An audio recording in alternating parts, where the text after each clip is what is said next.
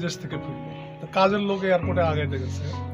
তো এয়ারপোর্টে কাজের লোককে ওই লোক জিজ্ঞাসা করলো, কি রে বাড়ির খবর টোর কি? তখন কাজের লোক বললো, স্যার ভালো, সবই ভালো, খালি ওই কুত্তাটা মারা গেছে।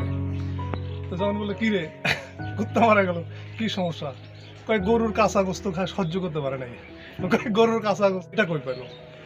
কয় যে ওই আমাদের বলদ দুটা আছে না, হ্যাঁ। বলদ দুটা মরে গেছে। আচ্ছা কই বলদ মরলো কেন? আমাদের তো ঘাস খাওয়ার অভাব ছিল না। আচ্ছা তো বলতেছে যে না তা ছিল না, কিন্তু বড় সাহেবের মৃত্যুর আগে ওগুলো বেঁচে দিতে হয়েছে। আচ্ছা কয় বড় সাহেব তার মানে বাবা নেই? হ্যাঁ। কয় যে না, অত সুন্দর নাতির শোক কি সহ্য করতে পারে বুড়া মানুষ? আচ্ছা হ্যাঁ।